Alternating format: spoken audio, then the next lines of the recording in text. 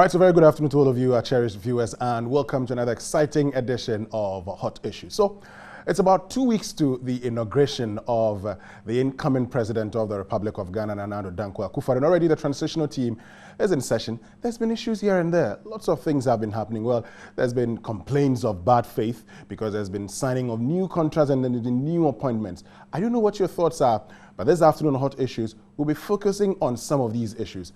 But how are preparations also for the inauguration of the next president of the Republic of Ghana come the 7th of January 2017. My name is Winston Ama.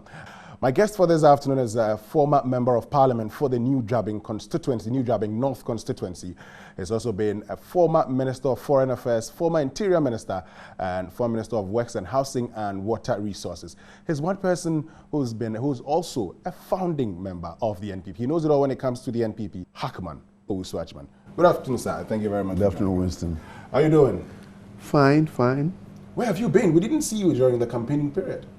Oh, I'm not so sure you were following our campaign. I was there when I needed to be there, especially in the Eastern region, but some of us work in the background, and some of the people at the front and for campaign purpose. They are all sort of, in the scheme of things, we do all manner of things, and I was there. In spirit and everything. Why would you want to work at the background when you're a known face within the party? Oh, working in the background means that you don't see me on a platform, for example, always talking. Sometimes I do go on the platform, but not always. But working and making sure, putting strategies together, putting ideas together, thoughts together, discussing, receiving consensus, reaching consensus on several things. The party has many parts, and I believe that each of us had a role to play, and sometimes even resolving disputes and other things. So there were several things to do, and the flag bearer at that time was busy campaigning, going from region to region, constituency to constituency. So some of us needed to stay back also and help the managers of the party do a few things and resolve a few issues. What are some of the issues you helped resolve?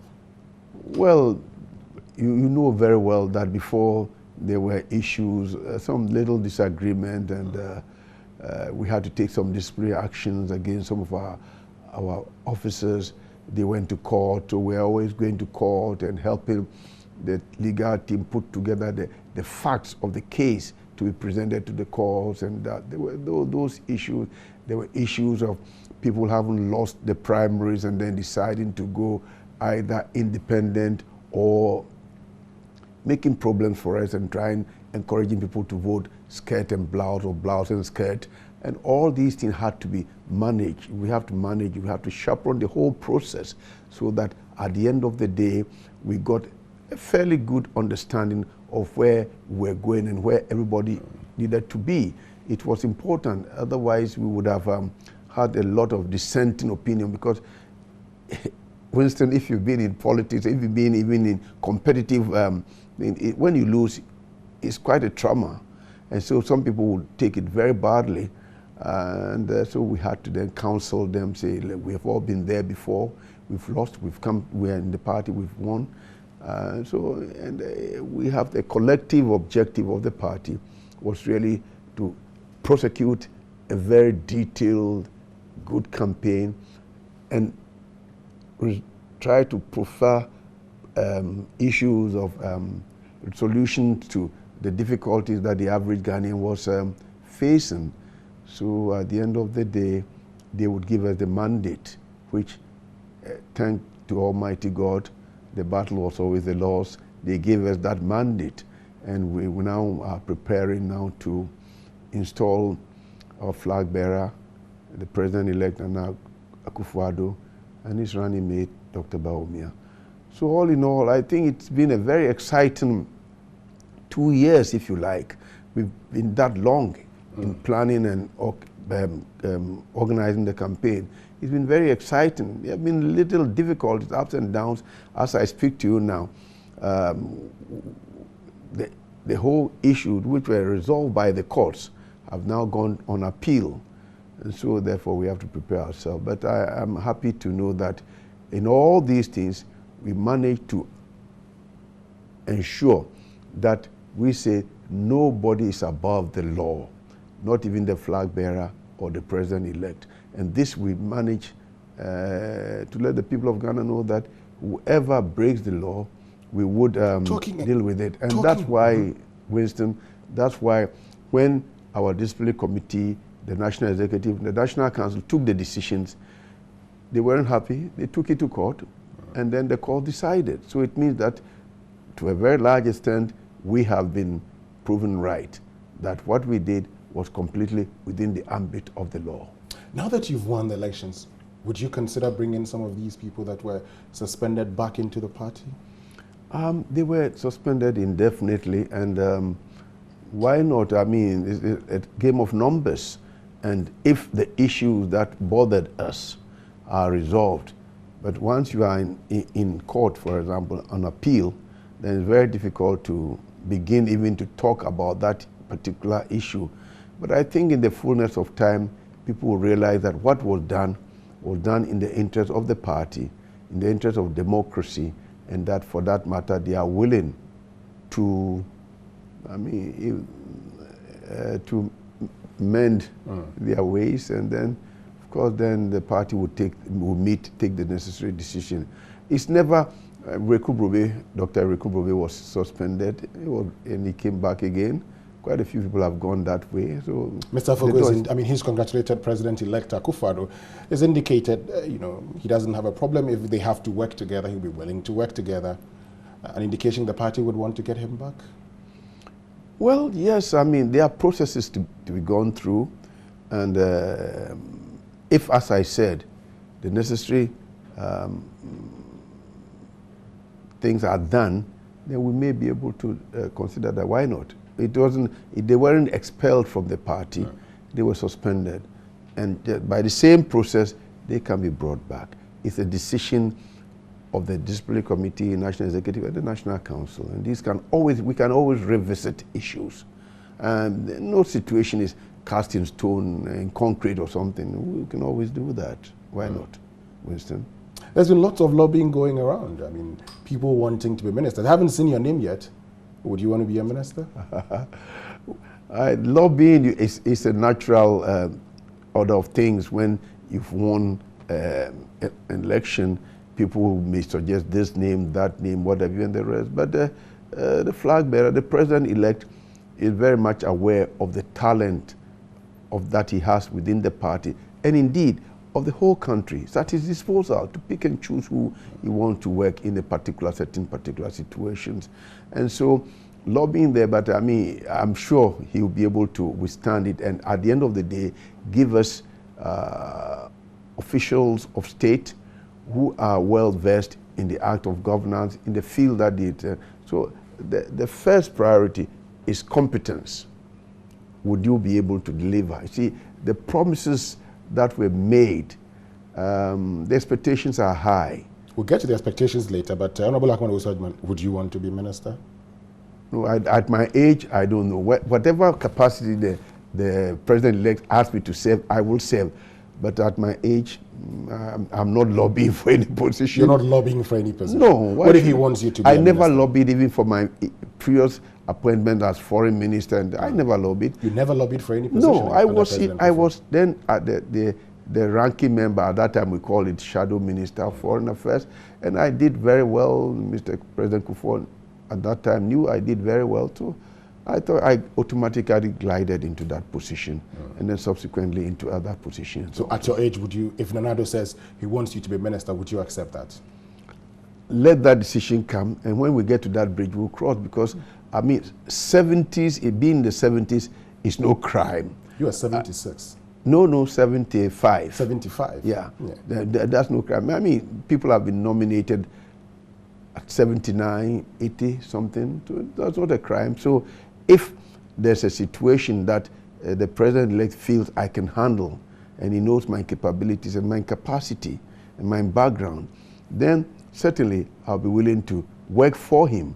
But I'm not going to go and lobby anything. I'm not going to. I sit back, I do the work that's given to me to do, and that's about it. Should the party be thinking of giving the young ones a chance to serve in government, so you, the older ones, could advise them? Yes, you see, I have that one. I believe sincerely that it had to be a happy mix of those whose experience and the older ones, and then the younger ones. People should be willing to learn. I think that the past two administrations, not of our tradition, but of the other political tradition, had problems because they had very young people. That's what a former head of state called the babies with sharp teeth or whatever, and the rest. They come in, and sometimes they are not seized with the facts of the situation. They are not well versed, and a lot of mistakes are made. And but when you have a situation where you have to hit the ground, as I said, running, then a bit of experience, a bit of know-how is important. But that said, I will hasten to add that there's the need to bring up the younger generation also, and they take over. So it's become a succession, well programmed, well crafted, to the benefit of this nation and to the benefit of our party. So yes, I believe we need a good blend of experienced people together with young people. Indeed, in this particular situation, a lot of people have said, listen, get some of the older ministers who performed well to go along, and then after a year or two, maybe you can change, but you learn. Because I must say, when I went to the United Nations, I mean, when I was 28 years, stayed there for 20 years, I wouldn't say that I was the same person that when I was leaving 20 years later as Chief of Africa Bureau. I learned. I started as an economist, then went on, P1, P2, P3, then became a senior economist, then I became Deputy Director, and then Chief of the Africa Bureau. So you learn. It's a learning process, it's a continuum. And so there's a lot to learn. And then when you get to a particular position and they believe you've done well, then you go there. Likewise, also in the political formations, in governance, you do need a happy blend of the experienced older people and the younger people who have technology at their disposal, who may be more adept at recent technology. So it's a blend. I don't think that you have to have all very senior people, older people, or all very young people. So then you run it difficult. For you, what should be the primary criteria for selection of ministers? Competence. Competence is very important, and ability to deliver. Because when you are in the ministry, you have to have the managerial capacity and capability and ability to deliver. You see, and all this is embodied in a single word called competence. That you have for example, you may go to a ministry, you may not have that technical knowledge, but if you're a good manager and you understand, you know what management's all about and how to move, and you have a clear vision of what you want to achieve, you will achieve it. And it can be done.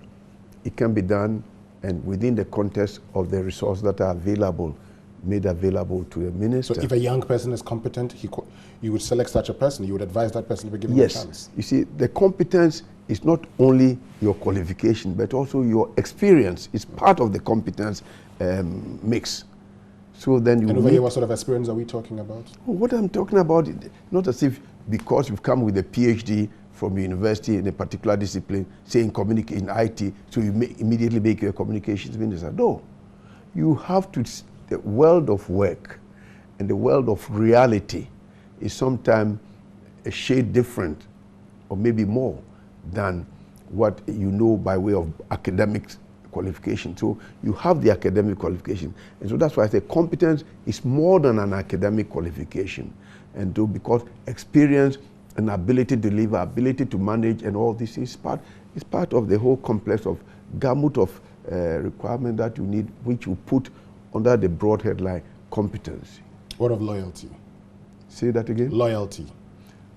Oh, loyalty within the political formation is part of the equation, because you can't have somebody who is have the qualification, have got the experience, but if he's disloyal, then I wouldn't even touch you with a devil's spoon, because loyalty is very, very important. Loyalty to the state and loyalty to party and program. After all, we are different political formations, we have different ideologies. In the past, they were very pronounced. These days, they seem to be fusing. And so loyalty is of the utmost importance. Otherwise, they will sabotage you. If somebody is not loyal, he will sabotage you. And then all that you stand for will crumple. Does loyalty to the candidate or the president matter? No.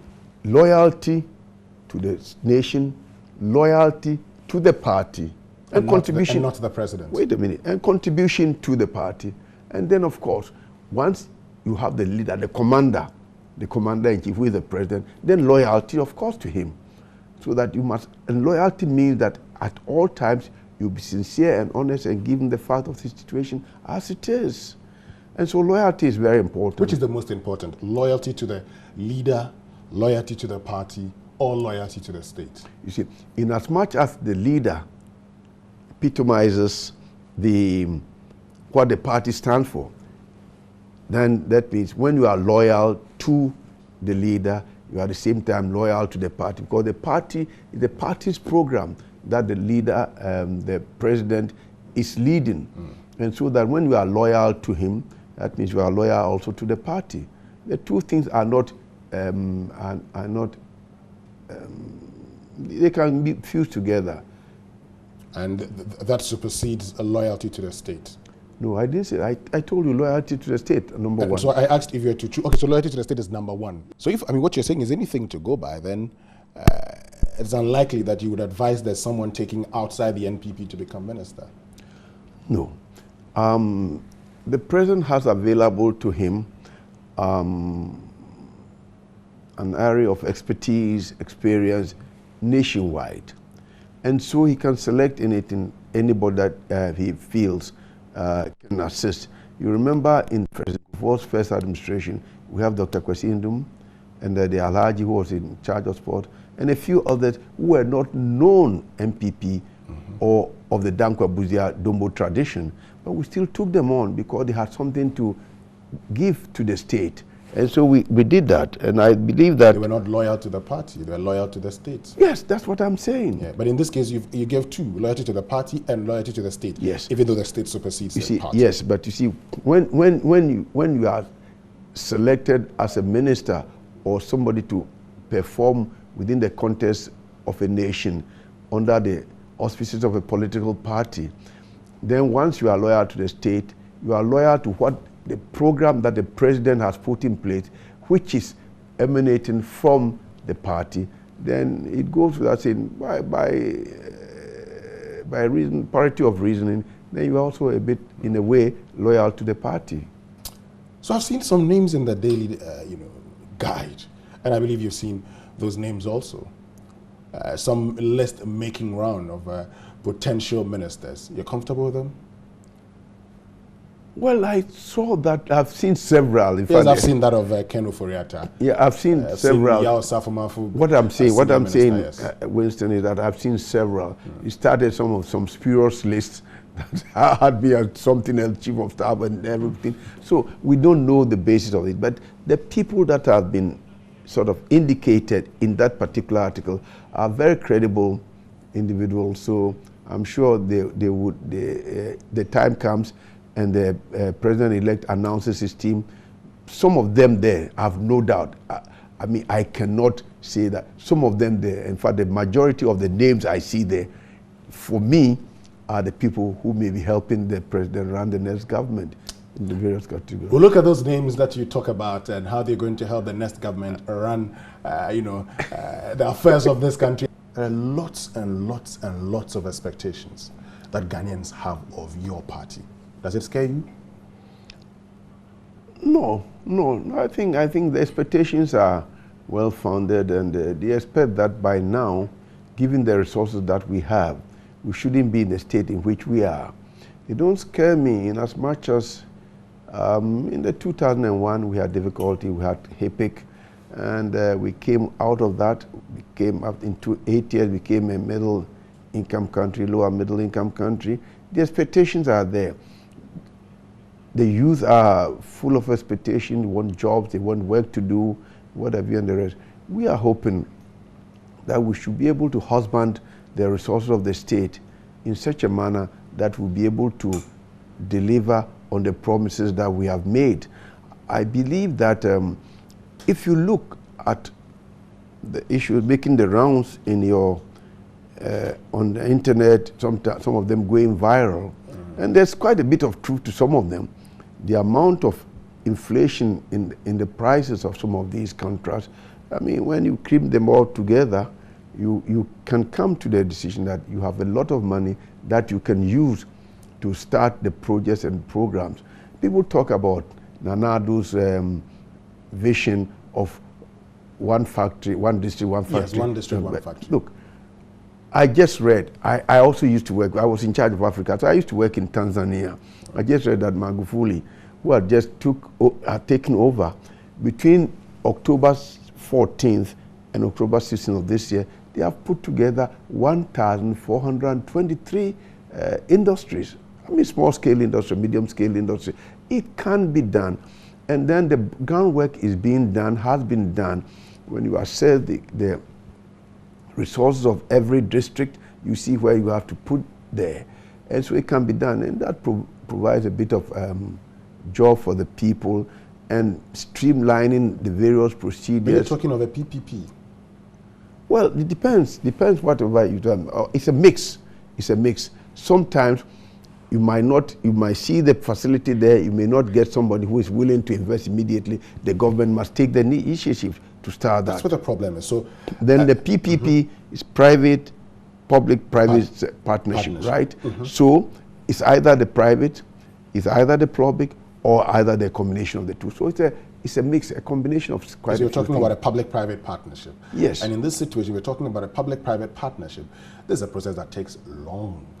No. What I'm saying, that you can take a holistic view of the whole thing. If you want to establish a garment factory, for example, if the government puts in place system that will help you do it, a garment factory, for instance, is labor intensive,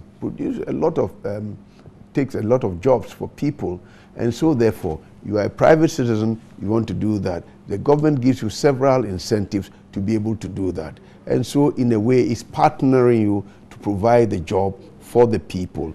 Alternatively, you can co-share the cost of it, and I think it shouldn't take such a long time. It shouldn't take such a long time.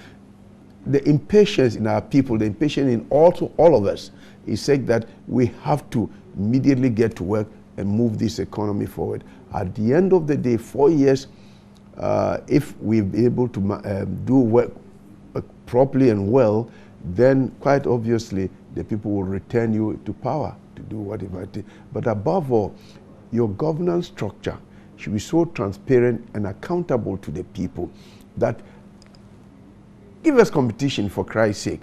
I mean, several instances, Nana Addo, for example, mentioned the issue of Kaswa interchange.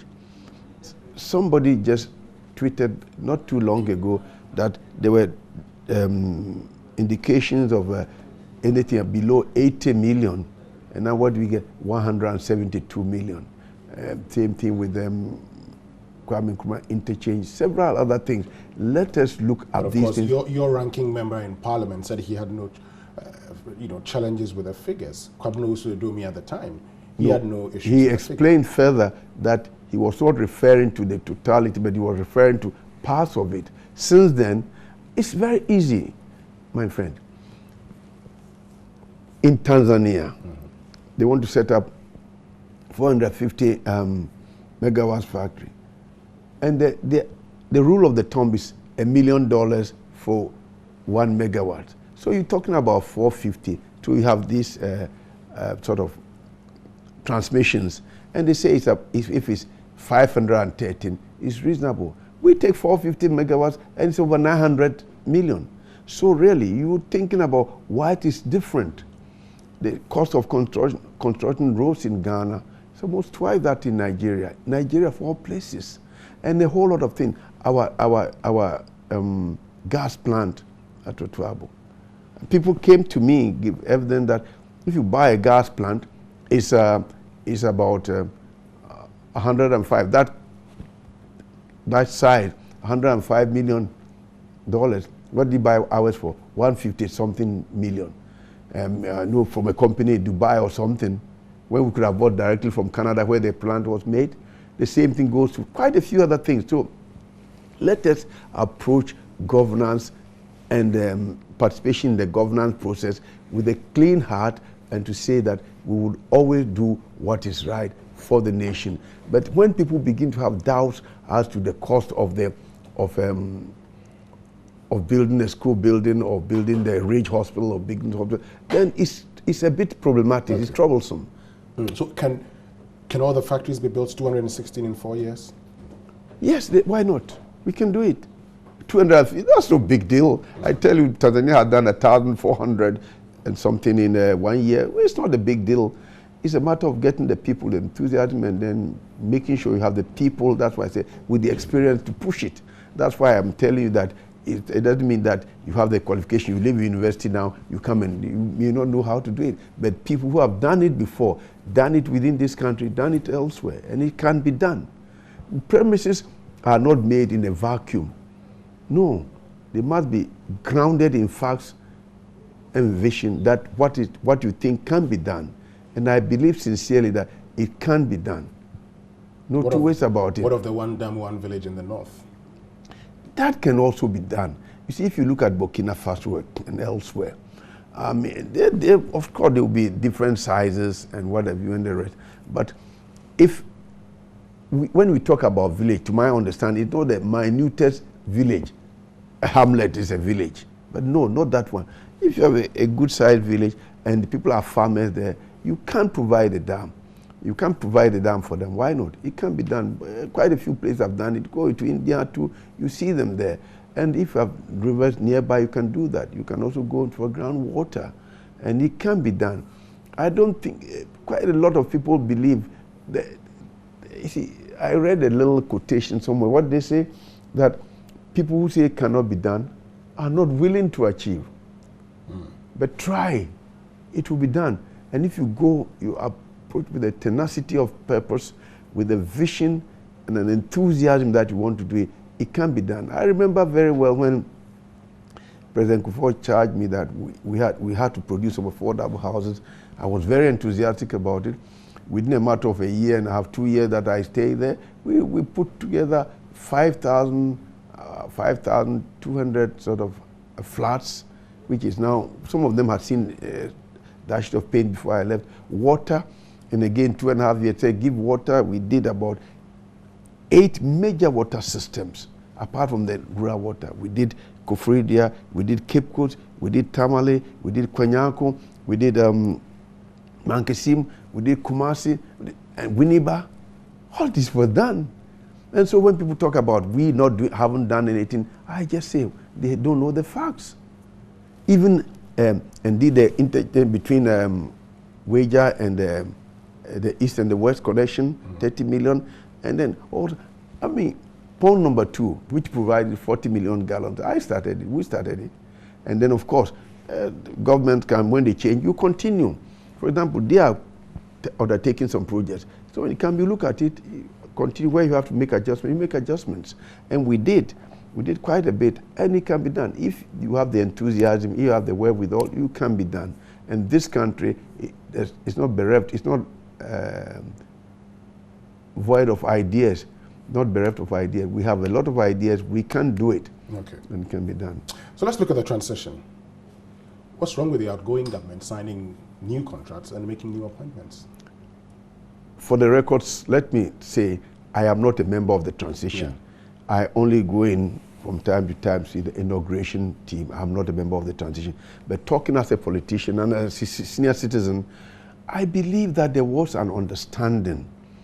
That, listen, if you want to do anything major during this transitional period, let us talk about it and then come to an understanding and be done.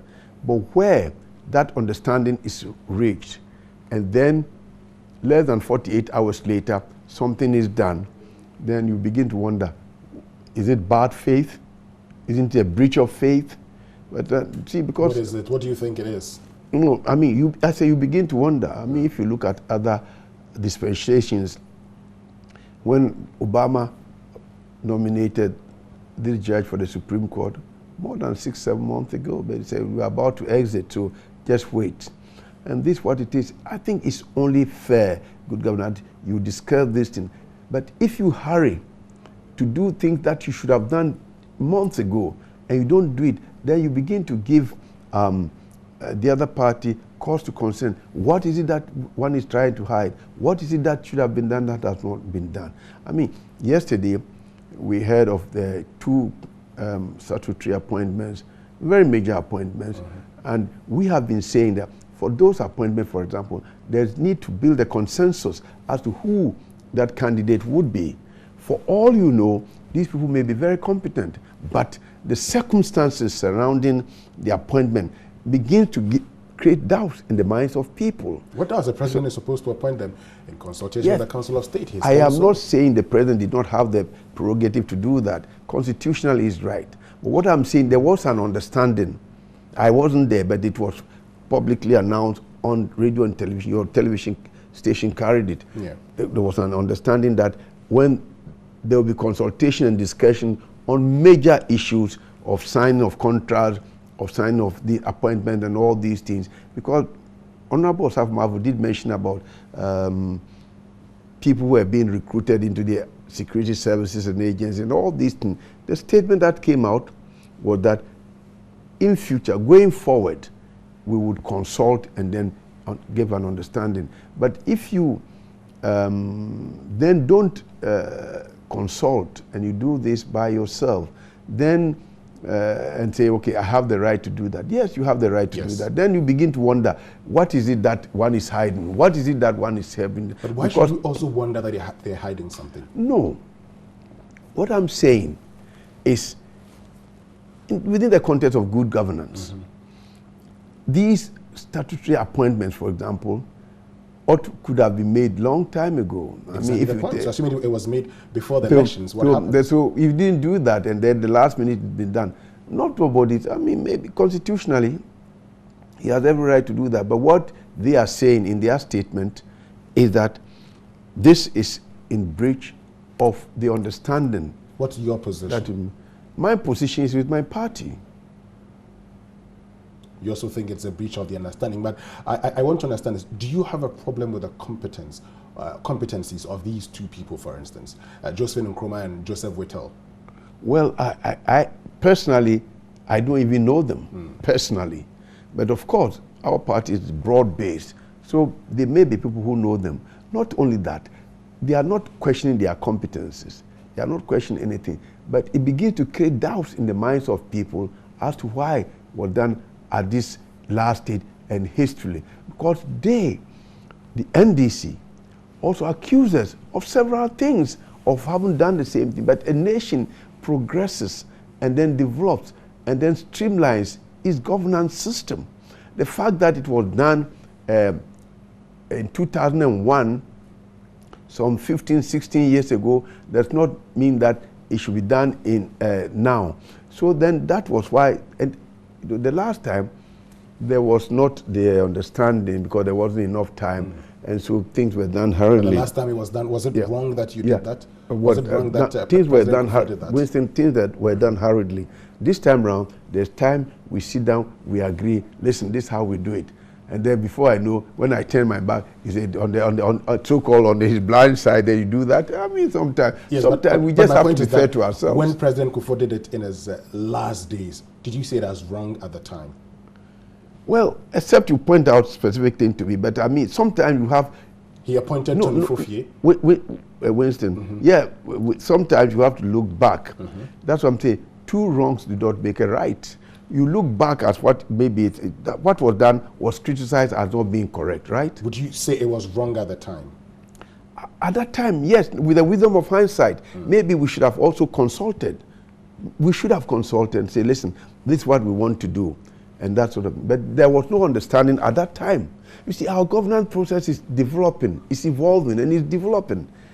What happened in 2001, in 2000 when we had the election was different, and now then 2009, and then now 2016.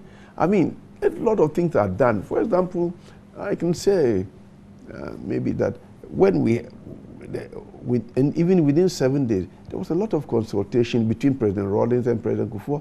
Some even before President Kufuor was installed.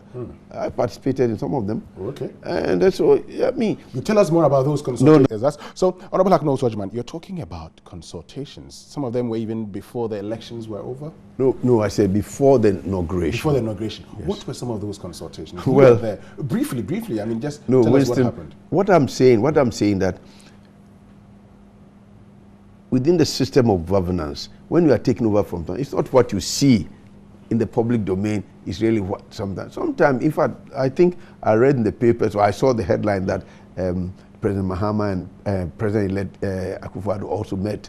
And I tell myself it's normal, but well, we did the same thing way back in 2000, 2001. And so I don't see what wrong. But we have discussion, there's an understanding.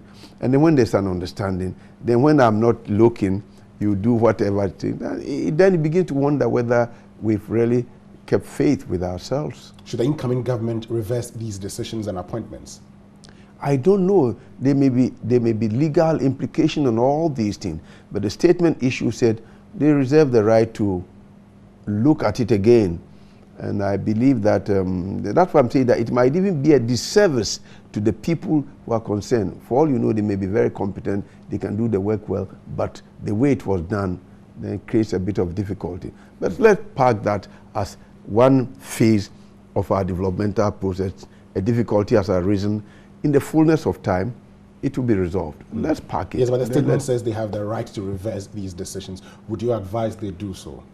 No. You see, before the statement is issued, ordinarily, if I know my party well, they would discuss this thing. The lawyers would take a look at it. The constitutional expert would take a look at it.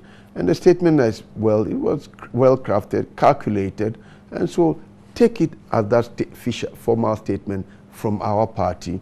And then, as I said, when we get to that bridge, we'll cross. But all this will be done within the context of the fact that we are all Ghanaians, we are all in good governance, and if this what was done was wrong, then it needs to be corrected. And if we have to, sometimes you have to live with it.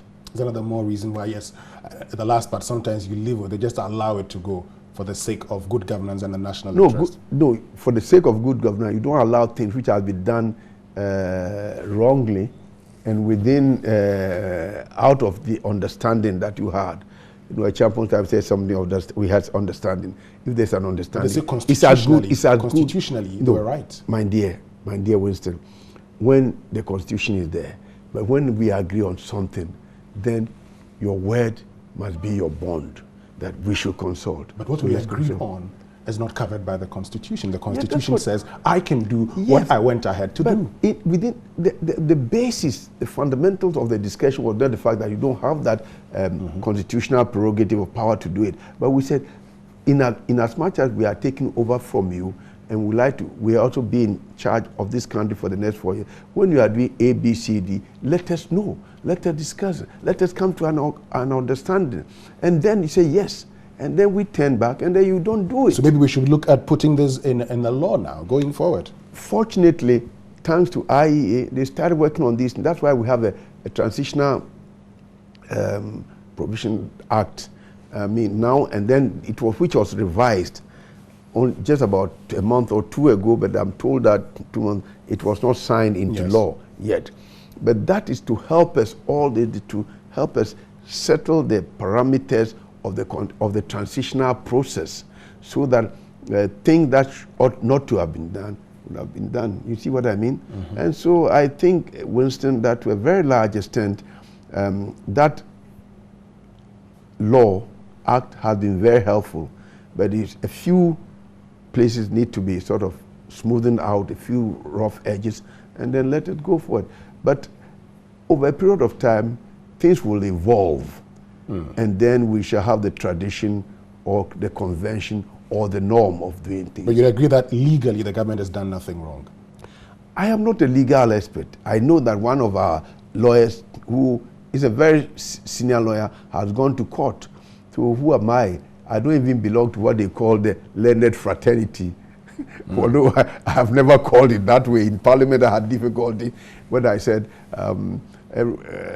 people who take people from the earth to the moon and bring them back. They are learned, but they say, no, you cannot call them learned. So I don't belong to that. Yes, but the Constitution says the president shall appoint these people. The president has appointed them because he is still president. Are you sure the Constitution says shall? Shall in consultation with the Council of State. Appoint these people, yes. So I don't think it says shall. I forget it. That it might say something. What it say that you have the right to appoint in consultation with the Council of State. You go through the motion. But Winston, you always want to miss the point that I'm making. I am saying, yes, he may have the constitutional right, but the understanding was that such major decisions... That becomes a moral argument, they'll tell you. Well, and immorality is a bad thing. Well, in law, we are talking about the law, not a moral argument. Come on, law is also based on morality. And so I don't think so. Don't let it anyway, let's move on. Let's move on to, finally we need to get to you go and help with the planning of the inauguration. How is the planning going so far? Well, so far so good. So far I'm just sit in the background looking in, so to speak. And so far so good. They have their team, we have our team. There's a lot of cooperation and collaboration. It's got to be that way. We did the same for them, they did the same for... It's got to be that way.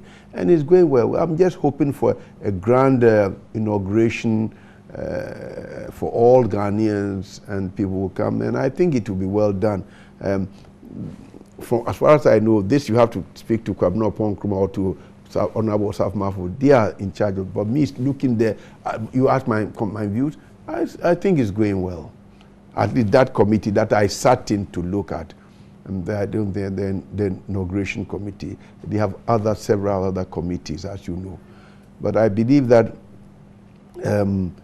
let us, as I say, whatever has happened, I like to face the sun, so I cannot see the shadow behind me. It's been my mantra, my belief in life. Mistake, okay, let's move on as a nation, and we'll achieve. But we achieve with all together, because it's not only one group, one political party who moved the nation forward. It's a group of all of us together. And I believe that Ghana is destined to continue to be the star of Africa. We shall do well, and we shall lift our people from the quagmire of poverty and deprivation. One thing I like about Nana Akufo-Addo? Tell me. One of my admired things. Here is a man, I've never said it before. Here's a man who was born into a family full of educated people, riches and whatever and the rest. But I've never seen anybody so committed to lifting the people up. It reminds me of President Roosevelt of the United States, where people say even he was a traitor to his class. Nana is so committed, and when he sees him, he tells Nana, Senior, this issue must be addressed. And then my heart is gladdened. He is determined to lift the people up and lift up with them. So if you all give him the support, he will do it. And that's what makes me very excited that we are going to have exciting times ahead of us. He's such a great man. And, that his commitment to really making us move forward positively. So you can change lives, but life too can change negatively. If I am doing something and then after you have changed life or transformed my life, I am not going forward and I'm not doing well, then you are changing my life by changing it negatively. I want to change positively. I want to go forward. So when you change people's life, you want to make sure you improve upon their life. Not you don't make their life worse. Okay. When you change that, you don't make the economy go back. You don't make things go the way they are. What you do is that you move the people and take them up from where they are and lift them to a higher plane. That's what we're talking about. And he, Akufo-Addo, is determined to do that. And we will give him the support. And I know when the programs are articulated, are put in the public domain, the public will give him the support. And Ghana would be moving forward. And when our lives change, it will be changed positively moving forward. Honorable Hackman Owusu Agyeman, thank Winston, you very much. You're welcome. Thank you. It's becoming almost like a what they call hard talk. Maybe that's why I call it hot issues. Of course. Thank you very much. So Hackman Owusu Agyeman joining us this afternoon on Hot Issues. Thank you so much for watching, and make sure you make a date with us same time next week. Winston Amo, have a lovely weekend.